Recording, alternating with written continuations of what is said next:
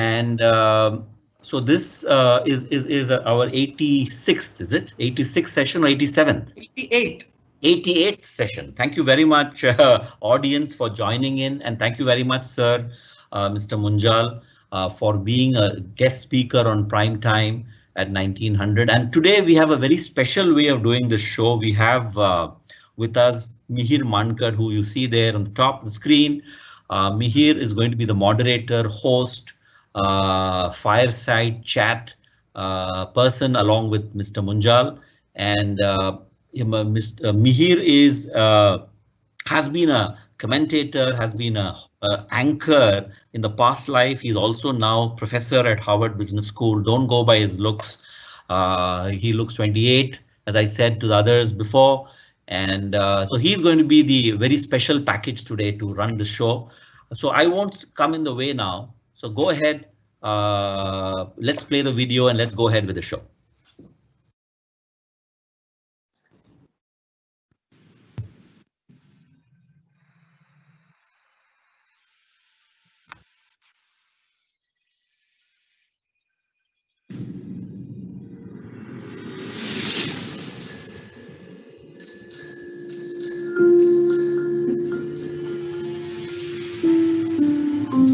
From the bylanes of Kamalia and the rugged landscapes of Quetta, they escaped to India with little more than the shirts on their backs.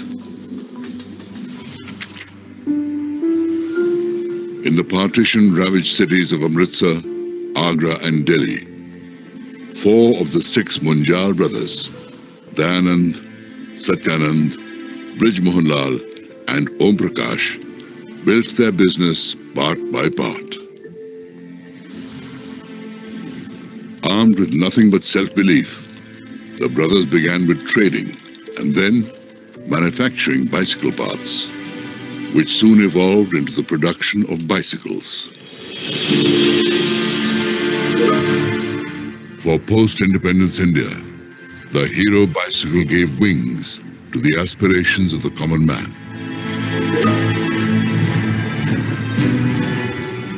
By 1986, 30 years after its inception, Hero Cycles became the largest bicycle maker in the world.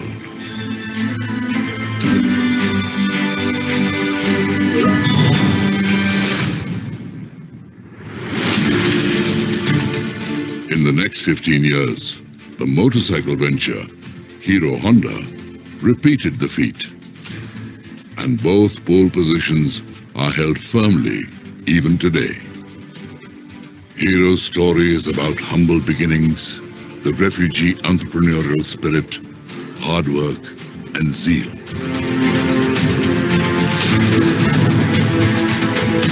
It looks at how 4 brothers with little formal education created a world-class enterprise. This is the incredible tale of a principle-driven organization that created exceptional value for a society that desperately needed transportation. How did 4 brothers with distinct personalities work like a cohesive unit and build a manufacturing behemoth? How did they synchronize their strengths? How did they resolve their differences, if any? The story goes deep inside the family spirit, the parivar, that brought together employees, customers, channel partners, suppliers and local communities to create success, welfare and well-being for millions.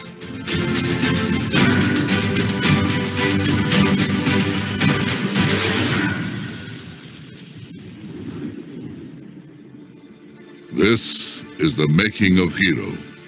4 brothers, 2 wheels, and a revolution that shaped India.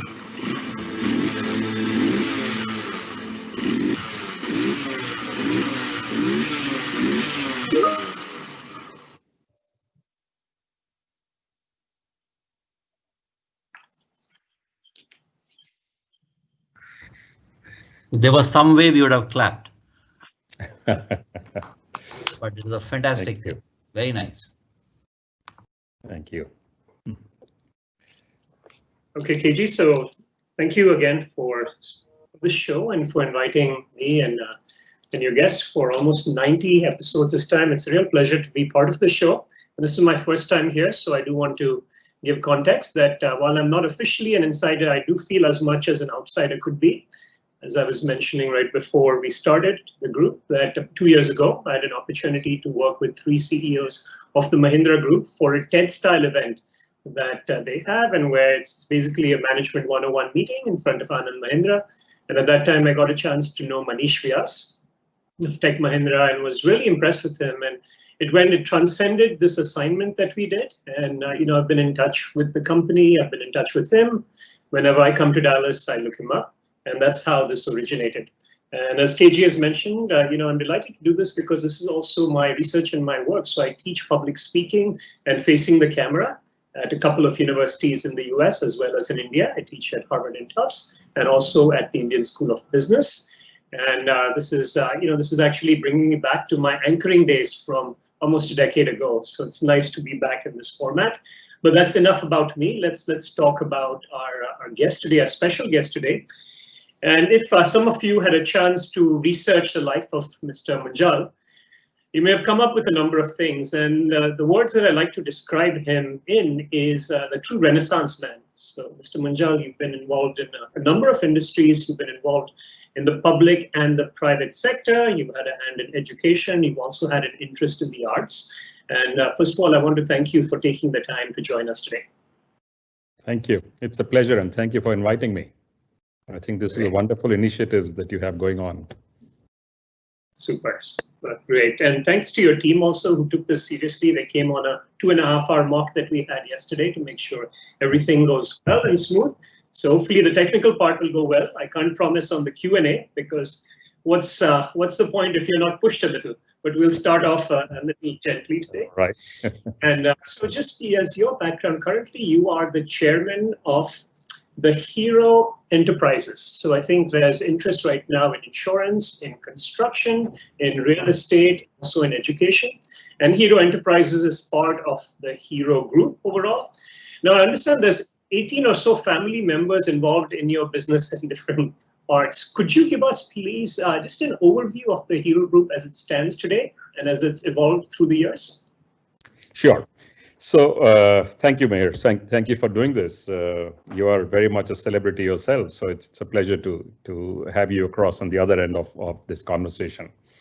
So what you're referring to of 18, actually there were 20 working members of the family in the group was before we restructured the group. We've done 2 restructurings in the last decade or so. The first one was at my dad's generation. There were 4 brothers who started this together. So we decided that it was time now for us to restructure the businesses without disrupting them, without destroying value, and without destroying the relationship that the family had. In fact, when I first recommended this to my father and my uncle, because I lectured on family-owned businesses around the world. So I suggested to them it would be a good idea for us to actually do this. They both got annoyed with me. They said, people give examples of our family, how a family should stick together, work together. The businesses are doing well. The family relationship is wonderful. So I said, exactly. That's the time when no one thinks of restructuring. Most times people think of restructuring when they either have a fight amongst themselves or the business is going downhill. And that's the time when everyone is pulling in different directions. You cannot have a cogent, coherent, and a friendly conversation. If we do it now, everybody will look at this as a progressive move and not regressive. And that's what we did when we restructured the first time. And then we built into that restructuring a provision for a second restructuring if any of the families chose to do it subsequently for the next generation. And that's what we triggered a few years ago. So both times it was voluntary, proactive, smooth, and without a fight. And the first time the world heard of this was when we actually announced we had completed the restructuring. So just on that, just a quick follow-up. How does it work in large family business for you to get certain portfolios? How did you end up, for example, with steel, with real estate, insurance, and education? So when we had the entire family working together, I had the charge of induction of the next generation, helping them, guiding them, some of them through their education as well, and some post-education, as they looked at building their careers. So one of the things that we encouraged young people to do was get the best education they could. And when they came back, and if they said we would like to work in the family business, the first suggestion, recommendation was go and work outside. Don't come here. First, go and work outside. Learn the work ethics in a place which you do not have any connections at senior management level. And once you've done that, you come back and you join at a reasonably junior level. So you climb up the rungs of the management ladder by demonstrating your own capabilities, performance, etc. We also said no direct connection should be there. So a son should not be working with the father in the same business, should ideally work with an uncle or a professional, senior professional manager. So you don't get favors, or you're also not seen to be getting any favors. Because in some of these things, it's not just important to do the right thing, it's also important to be seen to be doing the right thing. So we did not always do the right thing. We made plenty of mistakes, but that's one of the things we had encouraged ourselves to do, is to allow ourselves new things and experimentation. And in the bargain, we went ahead and made a number of mistakes. The only thing we said was, let's learn from our mistakes each time. So we would look at what the passion of the individual was, what their background or their education was, and try and accommodate both of those as far as possible in the new roles. So the two things I used to tell them was, either you will try and get you something you love to work at, or the second advice, which was very often was, just start loving what you get to do. Great. Well, wonderful. And don't speaking always of have the luxury of just finding everything that's perfect for you. Great. No, I think that's a really nice way to put it. And speaking of something that you would love to do or that you're passionate about, I read in an article that you are often the man that municipal officials are grumbling about as the man who's pushing towards getting cycle lanes. And over the past 3 months with COVID-19, I tell you, I've been here in the US and then also in Mexico, and Mexico City, also in an emerging economy. And I've been blown away by the amount of infrastructure for bicycles, right? And just being able to not just take your bikes, but also rent. And I know it's a tricky problem in India, but can you walk us, as the largest two-wheeler maker in the world, where are we, and what is in the future for us in terms of more environmentally sustainable biking? So first, a clarification. I'm no longer involved in the bicycle or the motorcycle business after the restructuring, but I have been promoting both of them, by the way, as actively as I could. Bicycles, of course, for a much longer period, because that's a much older business, and that's where I worked earlier. And then later on in the two-wheeler business, I remember conversations with the Delhi Chief Minister about 20 years ago in creating cycling parks in Delhi. And she actually got very enthused. And we had a wonderful conversation. So I said, if you can create safety that people are not going to walk away with the bicycles, we will provide the bicycles free of cost. We will put them in these parks. Once people get used to them and enjoy them, they will want to cycle to work, etc. Of course, the need is to provide safety on the roads, which, as you yourself just acknowledged, is a growing awareness worldwide. City after city is now providing cycling lane. India too is having an active conversation, and it's my cousin Pankaj and his son Aditya now who are pushing this here. And Abhishek, his son, is the one who's looking after the plant in Ludhiana where they manufacture the bicycles. But it is, I think, both a health need, an environmental need, and today, with the situation with the COVID-19 being what it is, people see this as a natural distancing vehicle. You're always going to be 2 meters away from the next person who's cycling ahead of you or behind you. So it kind of fits perfectly into the need right now. Great. Great. Thank you for that and for championing this cause for the years that you did. Let's talk about one more business that you are passionately involved with, and that's in higher education. So, I found an interview of yours with Arnab Goswami about almost exactly a year ago in 2019, right after the budget. And, he was getting your opinions and you were generally happy, but you said one thing that you were disappointed about was the lack of spurs, stops for the higher education sector, especially for profit education. You are now the founder and chancellor of Brij Mohan Lal University. And there's a number of universities, Ashoka, ISB, Jindal, that have come up in the recent past. I was wondering if you can share some thoughts on the near future of higher education and what you hope to do with your own institution. So, as I've said a number of times, that one of the areas the country needs to focus on much more than it has done is this triumvirate of education, health, and culture. There are three things on which we have long distance to go. We need to up our game significantly by higher investments and much more action on the ground as well. And it needs to be both private and public players working in tandem, or a much bigger role for the private sector. Higher education particularly is the only tool that you have for a sustainable positive change in society. You don't have anything else. There's nothing else you can do except education for the long term. And we have seen some of the new initiatives are absolutely wonderful. You named some of them, the ISB, Ashoka University, Shiv Nadar University, Jindal's, our own initiative. We are only 5 years old. BML Munjal University has already been ranked amongst the most innovative universities in India and amongst the highest experiential curriculum in the world. We just got rated by the NIRF, which came out, the rankings which came out recently. We were the newest or the youngest university in the top rankings. And so it's satisfying to see, but this is not enough for a country of our size and scale. Many, many more such initiatives need to get off the ground and also to scale up, because we have challenges on both ends. On the top end, our quality is very good. One step down and the quality just fades away. And the second challenge, of course, is we do not have enough reach. That, I think, is a challenge which now needs to be addressed through technology as also policy. Thank you. And towards that, in a slight transition now to the book, I want to ask you this question about the most valuable resource for a person in your position, and that is time. Right? So you have a number of different initiatives. You can be involved in so much, right? And including the university. You can choose to teach a class if you want to. You can, focus on certain sectors. And then amongst all of these priorities, you found time to write a book and do it, it seemed like with sincerity and with the passion and commitment that it requires. How do you think about managing your time as a CEO at this stage of your life?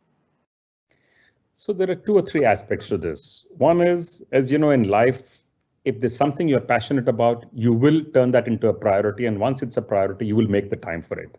The other advantage I have is we have very good people in our companies and businesses running individually as CEOs, each of the businesses.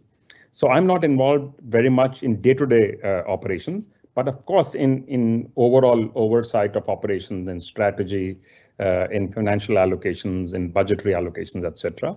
And of course in hiring the top talent in the teams. But more than that, I think it's just that I believe, more time than most of the people every day, because I get to sleep late, very, very late. And that time in late night is the time I get to clear all my mail, do my thinking, make my notes, watch my movies, and no one is disturbing you. That's from 11 o'clock at night onwards. For the next 4 or 5 hours, you get plenty of time, and that's more than another full day. So I can get 2 days every day of work time. Wow. So I was going to say, with sleeping late, you get to wake up late too, but I think you answered that. So I think you're one of the lucky few that can survive with 4 or 5 hours of sleep. I'm very fortunate. Yes. Yes. In college, I took a class many years ago called Sleep and Dreams, and it was an interesting class, but the biggest thing that it's done is make me feel guilty about sleep debt. So if I hadn't taken that class, my life would have been much happier. But I'm glad you're able to survive with 4 to 5 hours of sleep. Yeah. Okay, let's talk a little bit about this book. Congratulations on on the effort and on the success of the book. The title of your book is called The Making of Hero: 4 Brothers, 2 Wheels, and a Revolution That Shaped India. Now, this book has gone to reprint within 4 weeks. It's amongst the top 10 bestsellers, according to Nielsen, and it's now, I guess the plans are to translate it into Hindi and a number of other languages. Right. So I'm delighted that this book has seen the success that it has. Now, I think there's also within the prologue too, and I've seen some discussions, the question is, what is this book really? Is it a management book? Is it a family business saga? Is it an account of corporate India's evolution? And I think what you see is that it's a family story with a heart through the labor of love. And so on that, before I ask you even about the target audience, what I found on an early reading is that you've been able to strike a tone that is likable. You know, it's hard to sort of talk about generations of your family without coming across as boastful. And there was a nice modesty and in a tone in this book. How did you find the right tone for a book like this? So I guess part of it is the conversation that I had with the publishers at the beginning. They asked me, who are you writing this for? Who is this for? Because the story has been many years in the making, by the way. The request to write a book used to come to us, many of us, to my dad, my uncles, over many, many decades. And the normal response there always was, no, you don't talk about yourself. That's not the nice thing to do. That's certainly not the Indian thing to do. So it just used to get shot down each time. Finally, when my dad was about 90 or so, after a lot of coaxing and explaining that it's not about us, this is a book that needs to be written for others to see what the possibilities are and to learn from these experiences, he actually agreed. But the team we picked to write, unfortunately, wanted some more time because they were doing another project. By the time they finished the project and came back, you know, it was too late. So since he had agreed, the request to write kept coming even after we lost him. So I thought the book therefore should be written. And who would do this better than someone from the inside? And because the idea was for this book to be available to as wide an audience as possible, so the publisher says to me, don't make it too complex, don't make it too technical, don't make it too long, and use simple language as well. So which is what I tried to do, is to write in reasonably simple English a story. Part of it is because the story is what it is. I think that's what makes it readable and interesting. Actually, as you know, since you've read it, it's not one story. It's multiple strands of stories woven together to write about the family, about the business, about what was happening in India, in India's economy, and in geopolitics at that time. So it's multiple strands running together in a story form. And I think that makes it pretty wide, both interesting and accessible to a pretty wide audience set. And, you know, I also read that there were a number of collaborators, and so this is sort of timely and a little relevant for me too, selfishly, because I'm in the midst of writing my own book, and I've got some former TAs and students and collaborators helping. But I've seen a number of people that came out, including some family friends, and even Shaili Chopra, former colleague of mine, who's broadcast journalist who worked with you. How did you leverage so many personalities into sort of having one voice in your voice?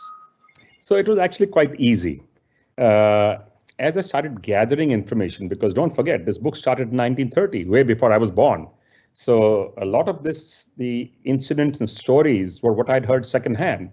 Of course, some of them I'd heard from my parents and my uncles themselves, but some of them were secondhand. So as we went around, so I asked different people to either verify the facts or give me their version of the facts. I looked at all of them, put them together, and then chose the version which I thought suited the story best. Of course, I'm saying that in lighter vein, but what appeared closest to what was reality is the way we picked this. And I told each one that I spoke to that I'm happy to listen to your version, but please remember, I'm going to write one version of the story. And that will be the version for the book, where if I ask three people the same thing, and by the way, many times the accounts were different, they could be colored differently. So I tried to pick the one which seemed the most realistic, most practical, and most feasible, and also fitted the storyline in a most realistic manner. And that's how this became a collaborative effort of many, many individuals. Okay, I'm going to push on an important word that you have used in the title of the book itself. Again, the title is The Making of Hero, Four Brothers, Two Wheels, and a Revolution That Shaped India. So revolution is a big word. Yes. And I'll read from one paragraph and ask you about it. So there's a paragraph in the book where you said, that the reason this book has the word revolution in the title is that because many of the things that my father and uncles did were way ahead of time. Yes. They created a revolution in terms of not only the products, but also the culture they introduced, the productivity level they set. I think I remember just in time, all that was, way ahead of its time. Yep. The way they managed inventories and current assets, the quality that they insisted upon, the manufacturing and the manufacturing and marketing innovations they encouraged, the sustainable practices they swore by, and the governance standards that they set. Every aspect of all best practices that are now considered contemporary in the world of business were fully in place in all parts of the Hero Group for over a half century. Question, how and why? How did they get these insights, these strategies, these thoughts, and why do you think they were able to do this early? So Mihir, they did not have any grand plan when they started this business. There was no McKinsey or BCG writing a business plan for them. And none of them did an MBA, by the way. None of them even went to college, incidentally. None of them completed college. So what they did was, first, out of sheer gut instinct, and second, as a good, sensible practice with fair play. The family had a fairly religious upbringing. I've talked about that as well. When I'm saying religious, I don't mean in going to temples and stuff, but in terms of a value system, the philosophy, the ethos that they lived by. And that was about people, about fairness, about communities, about looking after those who are around you, those who are less fortunate. So all of that got woven into business practices. So their personal likes, dislikes, philosophies became the business philosophy. And initially, of course, it's just what they did. And subsequently, we tried to capture them, we documented them as the companies became much larger. We now look at least at senior levels when we hire new talent. So we actually try and measure them against some of those value systems. If they believe in it, then it becomes much easier to hire somebody who does. And how or why they did it, it's hard to figure out. But when you ask them, they say, but this is just common sense. And the reality is, it is common sense. Unfortunately, common sense itself is not very common. That's a whole different story, of course.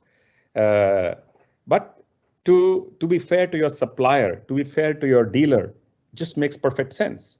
To not keep excessive stock and to be able so that you can just use as little money as possible to run a business efficiently makes perfect sense. To have lifetime employment in the companies is where people feel that they're running the business for themselves. If you think about it instinctively, what could be better? So these may have become formal governance practices today in the world, creating a distinction between ownership and management, arm's length pricing, related party transaction. All of these were things which were actually being done 50 or 60 years ago. And now they get documented as things that you have to comply with because the government or some regulator is telling you to. But in these companies, these businesses, this was second nature. And so how much of that is also the hunger, when you are forced out of place? So you talk a bit in the book about how the family moved from Quetta, and my mother was also born right before the partition, and I hear a lot of stories when I was growing up about the struggle, the challenge, the hunger when you have to restart. Can you talk a little bit about that? How much do you think that shaped perhaps the motivation? So this is a global phenomena, as you know, all over the world. Migrants and refugees have always worked very, very hard. They have a point to prove to themselves. They're always making a new beginning. And here were individuals or a family who had lost everything. When they left, like many others, like millions of others, they left too late. In fact, some of them are literally on the last train which came to India, by the way, which was not full of just dead bodies. This was the last train on which there were people still alive who came across. This was a very bloody and a very difficult migration and a transition when India and Pakistan got created, when British left here. So they didn't have any anchor. They moved around from place to place. They went to Agra, to Panipat, to Delhi, and then finally to Ludhiana. And that time my dad went off to Bombay to do some other business in electrical motors and parts. And finally, four of them got together in Ludhiana, and two of them came in first, started the business. So they had a They were just building this business to survive and to provide for their family. But they were doing it in a manner which was like normal for them. And they did something which was very unusual in those days in India. They provided customer service. To us, it may seem blindingly clear now that every business should have customer service. But when you live in an environment and an era when everything is always in short supply, you know that whatever you make or produce will get sold always at a profit. Then customer service is frankly the last thing on your mind. So here were these four young brothers who said, if you ordered something, I am going to deliver to you on time. If I bought something from you, I will always pay you on time. So we had a system, for example, on Saturday between 2 and 5 o'clock in the evening, all the payments that were due for that week, there was a window where all the checks were kept. Anybody who did not come by 5 o'clock, the check would get mailed to them. These kind of practices actually they became legendary over a period of time. So anybody who was a supplier to these companies could cut out his or her own check outside, knowing that their payment will always come from Hero. So it was many of these practices which actually built the strength around these businesses, and I believe allowed them to grow at a pace which was faster than competition. Because in many of the companies and many businesses that we set up, we came in from behind and took leadership positions. So same thing happened in the bicycles and the two-wheelers, in hubs and in chains and in freewheels and in shock absorbers, in a whole bunch of companies and businesses. We were fortunate that we were able to grow faster than competition continuously for a period of time and get to pole positions in these businesses. That's really to be complimented. The scale that you were able to bring in, the prices you were able to pass on to the consumers, the legacy and the seamlessness of your businesses. So we're at 7:30, so roughly halfway through the show.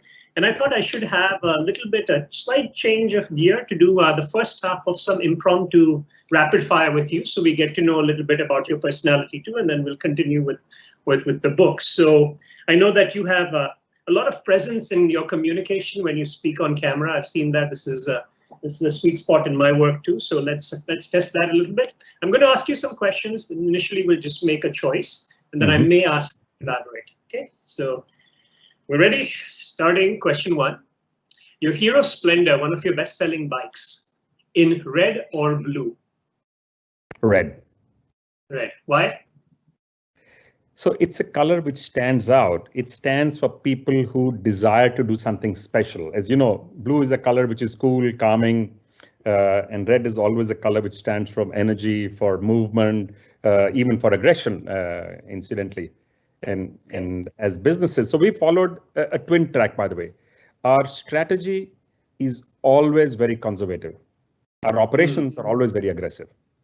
Okay. Okay. All right. So continue on the short, crisp, rapid response. In the morning, upma or omelette? Upma. Okay, great.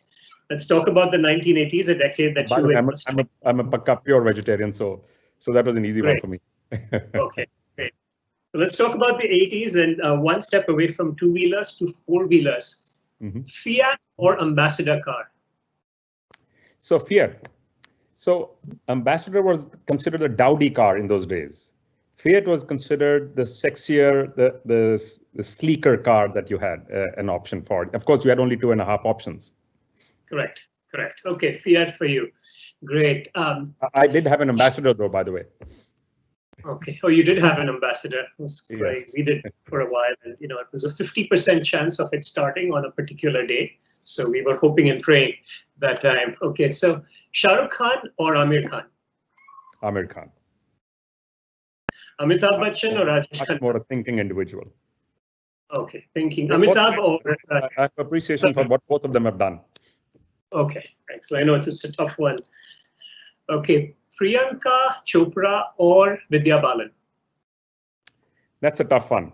For different reasons, actually, both of them. Priyanka, because she was our first brand ambassador when we launched Scooter for Females, just for her.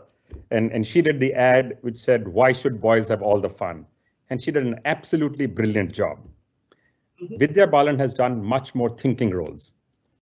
So it's the whole of Tech Mahindra. I was hoping you'd say Vidya Balan.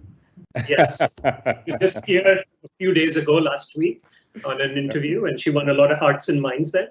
But diplomatic answer, you only get one diplomatic answer. Individual, yes. Great. Okay. In sports, a World Cup cricket win for India or 10 gold medals at the next Olympics? Gold medals. Okay. Because, and if you want a longer answer, I can give it to you. But we're actually doing a research right now in our university how India can win more gold medals in the Olympics. And it's a very complex thing to do. It's not as simple as most of us believe, just go and win a competition. It requires a whole ecosystem, starting from when you identify sports people at a very young age, how they're groomed, how they're trained, more than anything else, how they're mentally trained, how they're physically trained. It's a much more complex thing than I would imagine most of us understand it to be. Well, I'm really happy you're doing this. I had the opportunity to anchor the 2008 Olympics, and real frustration for anchors for the entire 2.5 weeks. It's just waiting for that medal. Of course, Abhinav Bindra won the gold then, but it's just something that I think with the pride and the soft power of our country, be nice to have. Also, something that we've been there, done that now.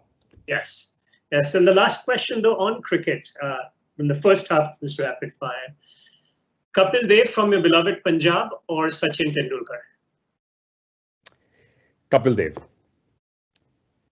The spirit that he is able to infuse. By the way, Sachin Tendulkar is a wonderful player, but as a captain, Kapil Dev any day. And I think what he did in 1983 is just took the country to a different dimension. Okay, well, that was really good. That was really good. Thank you. Let's get back to the book a little bit. Right. And we talked about the revolution that shaped India, and we talked a little bit about the evolution of your organization through the years. Mm-hmm. Now, interestingly, that within the book, there's a line that says that the story deserves narration just to persevere and grow the legacy of our founders, band of brothers who are committed not just to build the company, but also to build the nation and its connection to the world. Now, former Prime Minister Dr. Manmohan Singh has also written a foreword, and I think he's touched on this. The difficult environment that you all came in, it wasn't conducive to businesses, but you created something that set, that blazed the trail here. Can you speak just a little bit to that? Sure. Incidentally, that's another unique thing about this book. I was fortunate to get two unique individuals to write forewords for the book. Normally, you have only one. So Dr. Manmohan Singh wrote one, and Arun Jaitley wrote the second one. Unfortunately, we've lost him now, as you know. And this is probably the last bit of formal document that he wrote before he passed away. Today we have facilities for an entrepreneur, for a business startup, which is an ecosystem which encourages you to grow, to get out there and go and use your ideas, knowledge, passion to build something. That did not exist. In fact, the environment was quite vicious, actually. It was almost anti-entrepreneurship, anti-business, anti-players in the economy, and wealth was seen as something which was negative. So anybody who did something at that point which would make them stand out was not really appreciated. So in that difficult environment, and when everything was licensed, by the way, in those days, any economic activity that you did, you had to apply for a license. The license would tell you what to make, where to make it, and even how much to make. So it was not as if you had a free choice to go out and do stuff. So to get a license in those days, without bribing people, without doing all kinds of hanky-panky, it is quite creditable. When you think about it now, what a difficult environment there was. And India was a pretty closed economy as well. We did not encourage the world to come into India, give us technology, or freely import or export. So all of these were very restrictive regulations. So in that environment, to start from scratch, to get ahead of competition, to not just become the largest in India, but to become the largest in the world, I think it took some doing. And I have mentioned a few stories in the book where they faced extreme adversity, not once, but multiple times. One of the plants getting flooded, one of the plants catching fire, regulatory hurdles. In fact, when the first license was given to Hero Cycles, that was the day when Mr. Nehru and Manubhai Shah, who was the industry minister along with Mr. Nehru as prime minister, decided that bicycles will be made in the small scale sector. They gave 128, I think was the number, or 127 companies license on one day. Hero Cycles is one of them. And my dad went and returned the license. They said, we don't want a license with restriction. Now that was a very risky thing to do. Some say even foolhardy. They may have kept it and not given the license back again. But we were fortunate the small scale condition got struck off and the license was given again. And they made 7,500 bicycles in year one. And that was in 1956. And in 1986, it became the largest company in the world.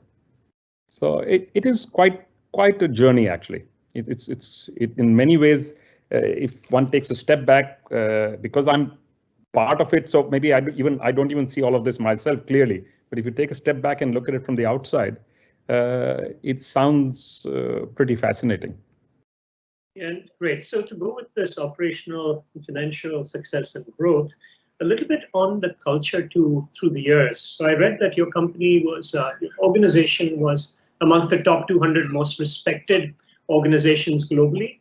But there was one statistic that was very interesting, and I know this is about 3 or 4 years old. I found it on Wikipedia that amongst the 7,000 plus employees, that only 1% were women. And I know it can be tricky to attract, diversity, including for industries that Tech Mahindra is in too. But can you touch on that, and maybe over the last few years, what have been some initiatives for more inclusion? Absolutely.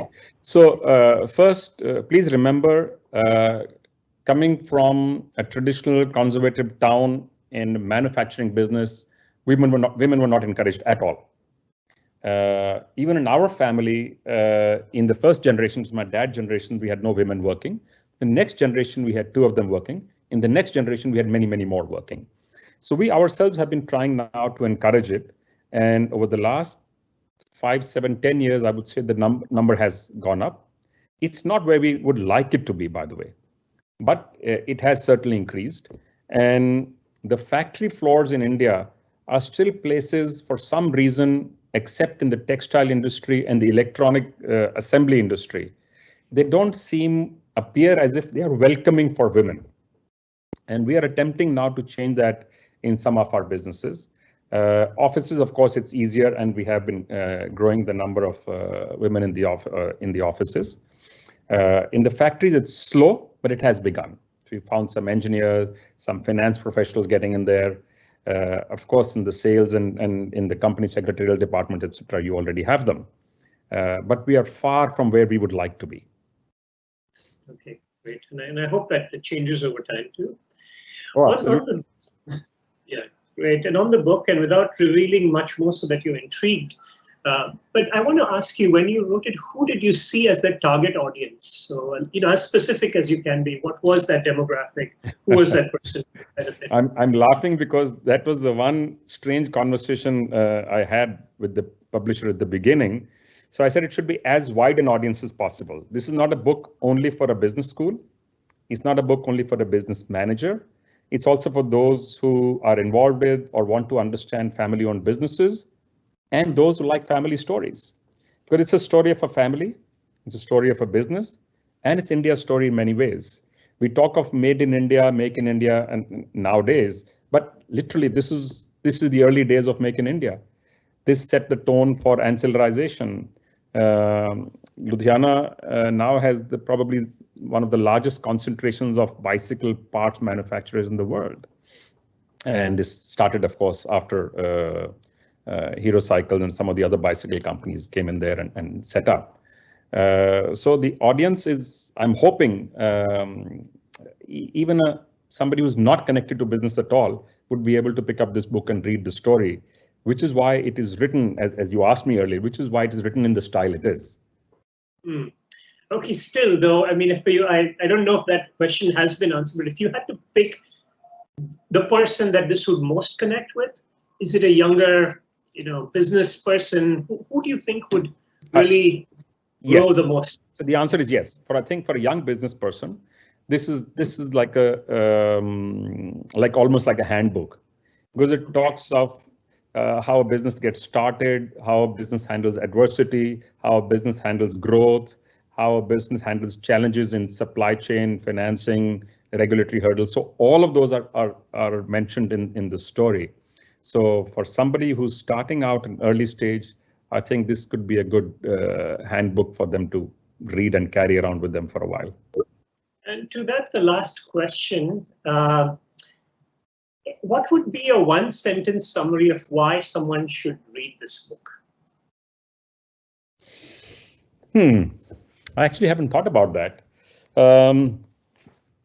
They should read it because in many ways, this is a pretty complete story. Because starting from nothing, starting from what I presume would have been an idea that my uncles and my father had, because 3 of them had worked in the British Ordnance Factory in Quetta, and they had been trained there on guns and on bicycles. And 2 of them had done bicycle trading in Amritsar. So I guess that combined gave them the initiative to get into this. So this story starting from there to building a full enterprise, not just in bicycles, but going on to build 30+ companies, and many of them successful and becoming leading initiatives within their own chosen fields, makes it a pretty compelling read. I just saw CP on the join in. Hi, CP.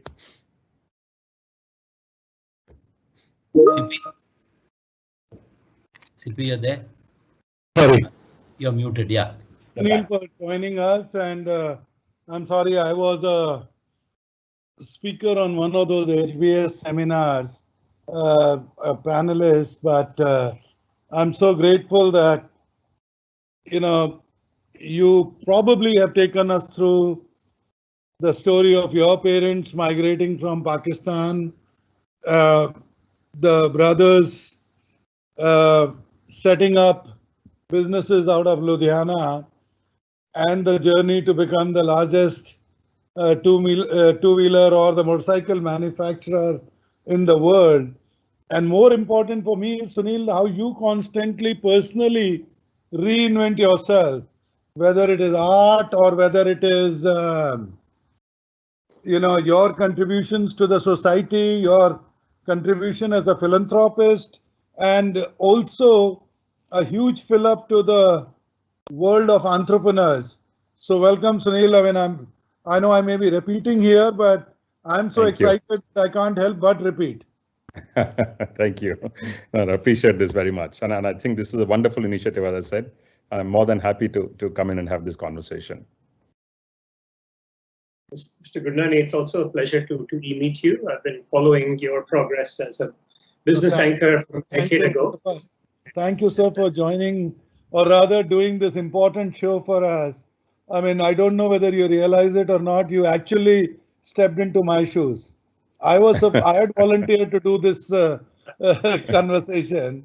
But I apologize. You guys, CP, have done the same thing in so many ways yourself. In the group of Mahindras and what you've done in Tech Mahindra, it's an amazing story. नहीं कुछ नहीं sir, आप लोगों ने जो किया है, and it's a pleasure that I get to spend some time with you once in a while, but I didn't want to interrupt anyone, so please go ahead. Okay, so just a last agenda item before we get some audience questions, a last bit of your rapid fire questions, Mr. Munjal. I thought you were done with those. Sorry? No, just a last few. Rapid fire. This is not a choice, slightly more tricky. Okay. So, besides your leadership of organizations in the business world and also in the public sector, you have an interest in art. So, quick question: an Indian artist that has inspired you? For me, that's an unfair question to ask me. It's like asking somebody, which of your kids are you more fond of? No, not the best. But I have a very diverse taste in the arts, and my exposure to the arts started very early, by the way. I was still in class 9 or 10 in school when I started visiting galleries and also started buying art. So it's kind of built up over a period of time. And it goes across modern, contemporary, and the full works that you can see. And by the way, it's not just visual art. My interest in the arts is across all arts disciplines. And that is why what we do as a foundation is to encourage interdisciplinarity in the arts, which was the traditional form of arts in India before the British came here and told us that we should looking at the arts in the way the Western sensibility does. There were no silos in Indian art, in theater, music, dance, craft, or in different styles of visual arts. So the question you're asking me is, for me, is an unfair question, because I actually particularly enjoy the interdisciplinarity of all of the arts together. Okay, great. Just a couple more. A book that has inspired your own. A book on the Tatas was a very inspiring one, and one on Mr. G.D. Birla. These are two books which I thought were very relevant for the Indian context, both having seen the complexity and difficulties of the Indian environment and grown and built outstanding enterprises with big focus on building the communities around them and focus on society upliftment. Great. Okay, a delicacy in Ludhiana that you would recommend, or a dish? So if you're not a vegetarian, then there is a Baba chicken, which is one of the most popular way to eat chicken there. And if you are a vegetarian, then there is a specific paneer pakoda and a tikki, which is absolutely the most outstanding you can get anywhere in the world.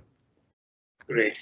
And last question on my end is, I had a chance to speak with Prakash Nayak yesterday, who I think is your executive assistant. So if Prakash was to describe you in 3 words, what would he say?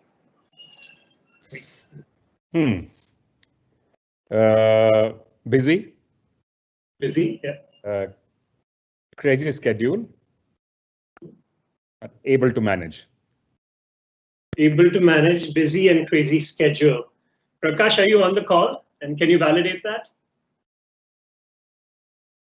We will check with Prakash. Sure. We should actually. I've never asked him. Maybe I should. Mr. Munjal, what a pleasure. This is the center of my work is, as I said, presence and communication, which I define as the ability to bring your most relaxed and authentic self in challenging situations. And I've seen that on television. I've seen that in a couple of clips, and then today for the last 45 minutes. It's been such a pleasure. You're able to share many aspects of your life in an accessible manner and with, I think, very authentic enthusiasm. So I want to thank you for that. And let's go over to Privil now. Privil, I think you may have some questions from the audience. Would you like to? Yes. So thank you, Mihir. By the way, because you know this well, because you do this professionally. It's not just the person who's speaking, it's the person who's asking the question and the way he or she asks the question, which makes the big difference, how somebody responds. So thank you. Thank you very much. I think we decided to bring in some steroids today, and that was Mihir. And I'll just read out a question from Vrinda. She's combining your Bollywood, top 3 or top whatever, with her question. It says that, would the hero story be ever played out in real life with the hero and heroine? And if such a film were to be made, who would play the dad's role? Amir Khan, she's prompting you. So I should tell you, when the book got published, in the meeting that I had with the publisher when they came in for a review, they were actually surprised a little bit themselves, because apparently they went and printed 3 times the number that they normally do for a new book, and it ran out. And once they had to do a reprint. So then they came back to my office and they said, can we consider doing a series of things, a comic book, a movie? So a number of these ideas actually were discussed. Unfortunately, we ran into this COVID situation, so everything came to a halt. So could it be? Possibly. We've not actively thought about it, but it could possibly be. If people are enjoying the story as a book, I guess then it could certainly be an enjoyable movie as well. And Amir Khan? I think Amir Khan would make an interesting lead role, because he's a very much a method actor and a thinking actor. Yeah. All right, great. There's a question from Venkateshan Ramakrishnan. What is Hero's take on middleweight motorcycle segment? I know this may not be a business that you're in, but middleweight motorcycle segment, which is dominated by Royal Enfield. Is Hero looking to launch some classics to counter the Bullet, so to speak? So that's a question for Pawan, my brother. But I know that the company has been looking at moving upwards from, the company's big strength has been on the entry segment, and there it kind of almost owns the space as a dominant player worldwide, making a world-class product at a price which is almost unmatchable. And that's given the company some very interesting space that it owns. So many times this discussion has been held in the company, as you can imagine, over the years, as to whether we should move up. But I don't think the company would like to or should do this at the cost of losing the space it owns. But to supplement it, absolutely yes.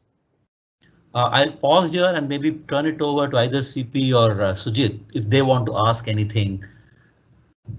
So Sunil, what is your, so one is Vrinda, I 100% agree with you that if an epic is ever written, or rather ever made on the making of hero, more important, I think it is a journey of the Munjal brothers and how they continued to dominate the two-wheeler segment, and they defined and redefined India and the two-wheeler segment with the aspirations of the people. So personally, I think, it is the same way that an MS Dhoni, that movie Untold Story, I think the timing is also very important. So Sunil, I don't know whether you and the family would consider it, but I'm sure that you don't need producers, but you need a good director. And there will be enough people who would want to stand in the line to make that movie. And it will be the biggest and the best favor you can do. And I don't know whether you guys can see it, but I have a gift of, this is the gift of the year. And this gift is from Sunil, where I have this book. I've read this book cover to cover, but now it has become priceless because it is signed by Sunil. So maybe if you guys are buying books, and since Sunil doesn't live very far from where some of us live in Delhi, we can go and get a bit of a book signing done. So anyway, thank you, Sunil. Certainly. No, happy to do that. And Dada, you will get a drink also, and you will get a Baba chicken. Because this chef is... No. I had an interesting conversation at the start. About 15 years back, Mr. Munjal was discussing with me through a headhunter. I went to his house and spent 3 hours with him and lovely lunch about an assignment of hero for the international operations. Then his father met me at Grand, over a Grand. Then I had already given a account to Lehman Brothers. I have only one confession to make. Sir, in omelette and upma, you choose upma, we are a strict vegetarian. I have one honest confession to make. I'm a strict non-vegetarian, but the best vegetarian lunch is what I had at your house. Thank you. I guess when you go to a vegetarian's home, you're obviously going to get a little bit more variety in a vegetarian home than you will otherwise. Sir, it's made so different. We can't make that kind of that aura and that and the warmth and the hospitality that displayed over 3 hours I spent it at your house. Everything put together was a phenomenal experience. So I don't know whether Sunil shared with you, but his father was Sujit and I both worked for HCL, Sunil, and one of the first users of computers in whole of Punjab was Hero Cycles. It was the first, actually, not one of. Yeah, it was the first. That project was driven by me, by the way. Oh yeah, okay. No, I was not the salesman. Arjun was the salesman, I'm told. So we had two interesting things happen at that time. The first machine we actually bought was a Nelco. But the first team that we called to look at the operation in Hero Cycles was HCL. They spent 3 days there, and after 3 days they said, we don't think we can improve very much what you guys already do in your operations and your current asset management with a computer. So, is it? Okay, so yep. That's remarkable, man. Because don't forget, we were always running what we discovered later on was called just-in-time, and we always ran a negative working capital cycle, always in all our manufacturing companies. and not one of them had a warehouse. So first they said, we've not seen it anywhere in any other manufacturing company, and therefore there's not much that the computer will do for you. Anyhow, we subsequently did, of course, go on and then set up the system. There again, we were the first SAP system, I think, in a bicycle company in the world. So we had, this was in HCL taught as a case study by two people. I don't know whether they directly interacted with you or not. There's one of the founders was Arjun Malhotra. Of course. And the executive director at that time used to be Amit Datta Gupta. And it was basically, the case study used to be, there is no traditional business. Yep. The business is thinking far ahead, and the case study was that computers are just following. So of course I know Arjun very well, by the way. Arjun and I went to the same school, of course, some years apart. But he's a good. I mean, it became a case study in our in HCL, and I mean, obviously, when it came to Arjun, I mean, he used to also have one or two other incidences how others in Ludhiana bought because you had bought. This is a nice thing to do, right? Case study was a part of the sales training, all sales training. I remember those days. This case study was there. And yeah, I mean, he even used to say that if you bought a 1 floppy machine and the other guy will ask for 2 floppy machine, didn't know what. Right. All right. Okay, great. I think one final question, though we are at the top of the hour. One final question before we wind up. It's from Kaushik saying that I remember when Honda decided to go alone in India, Hero Group managed to still hold on to their dealer network. How are you able to convince your dealer network to stay with you rather than go with Honda? So, as you know, when this decision to acquire Honda's stake in Hero Honda was taken, there was a lot of noise in the market. Analysts said that this company will collapse. It will not be able to sell without Honda's brand, without Honda's technology, without Honda's product. But the company had done a lot of work at that time, both in building design capabilities, and the relationship with the dealers and suppliers is something which had been a strength from day one. That's what the whole enterprise was built on. That's what the whole book is about, by the way. So my father and the uncle in the earlier years, and then those of us, my cousins and others who came in and joined the businesses, this became like a religion in a sense to ensure that anybody who's part of this universe is part of your family. So if something happens in their homes, you will try and go and visit them at a wedding, at a funeral being more important than a wedding. So the connection was always there. But the idea was that you will not just push this relationship, you will always make a win-win so that both sides are benefiting. So design products. So we tied up a bunch of design relationships and partnerships in Austria, in the UK, in Japan, in the US, and a whole lot of places. And what became Hero MotoCorp then also set up the world's most unique two-wheeler R&D. It is probably the largest and the most unique in the world, which exists just outside of Jaipur. So there was a lot of effort made. It was not something which happened by chance, but the dealers were explained that even though Honda would not be there, but this is what the company will offer. And please remember that while we had Japanese as partners, but Hero Honda's main management, primary management was done by Indians, and a lot of people contributed by Hero. So I guess that gave comfort to the system for continuity. And it demonstrated itself. The company still continues to be the largest company in India and the largest in the world, even today, since a long, long time now. Fantastic. And that is something that our CEO, CP Gurnani, does that very naturally. Yep. That connection, that DNA, that, wedding and all of that, he does that. He tries to pass it on to us, many times successfully, sometimes not.